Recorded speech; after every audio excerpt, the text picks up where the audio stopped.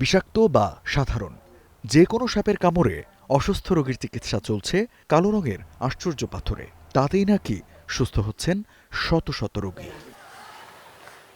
শেরপুরের নালিতাবাড়ির সীমান্তবর্তী নির্জন পাহাড়ি গ্রাম বারোমারিতে ১৯৪৬ সাল থেকে সিস্টার ইমানুয়েল প্রতিষ্ঠিত আওয়ার লেডি অফ লুডস ডিসপেন্সারিতে চলছে এমন অভিনব চিকিৎসা। ব্লেড এই পায়ে একটা কেটে ওইটাখানে পাথর লাগানো হয়েছে আর কি। তখন প্রায় 5 দিনের মাথায় মানে এই পাথরটা পড়ে গেছে এবং আমি সুস্থ হয়েছে আর কি। তখন আমার স্বামীকে যেমন 2 বার সাপে কেটেছিল, অসুস্থই আছে। মানে এরকম আর কি না, যদি খুব বেশি বিষাক্ত সাপে যদি কামড় দেয় তো বেশি সময় নেই পাথর পড়ার জন্য। 2 বছর আগে সাপে কাটছিল, তারপরে আমি মিশনে আমার সদস্যগুলো আইনা হিরা তারপরে চিকিৎসা করছে। ডিসপেন্সারিতে কর্মরতদের দাবি আক্রান্ত রোগীর ক্ষতস্থানে এই পাথর আটকে থাকে চুম্বকের মতো।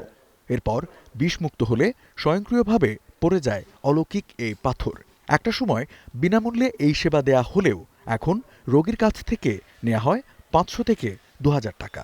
গত 7 বছরে 1085 জন সাপে কাটা রোগীকে চিকিৎসা দেওয়া হয়েছে বলে দাবি তাদের। একটু কেটে রক্ত বের করে ওটার মধ্যে বসাই দেয়, তখন চুম্বকের মধ্যে বসে যায়। তারপরে যতক্ষণ না পাথরটা পড়ে ততক্ষণ রাখি, 5 দিন 2 দিন বা 7 দিন থাকে। তারপরে রোগী ভালো হয়ে গেলে তারা চলে যায়। প্রায় 150 রোগীর মতোই প্রতি বছরে আসে। এর মধ্যে আমরা 30 বছরের মধ্যে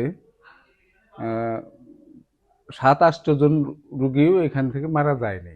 ওইটা আমরা সংগ্রহ করি, সংরক্ষণ রাখি, যে যখন রোগীর কাছ থেকে ওইটা আমরা যখন নেই তখন আমরা কুসুম কুসুম গরম পানিতে আমরা ওইটা পরিষ্কার করি।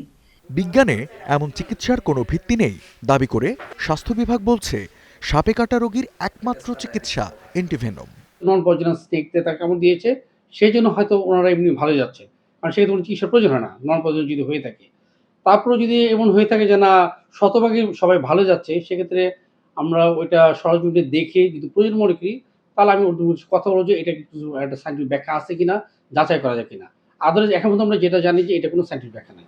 শেরপুরের নালিতাবাড়ি ছাড়াও ময়মনসিংহের ধুবাউড়ার ভালুকাপাড়া মুন্সিরহাট মিশন, হালুয়াঘাট উপজেলার বিরই ডাকুনি মিশন এবং বান্দরবান জেলার থানচি মিশনে রয়েছে এই বিষপাথর।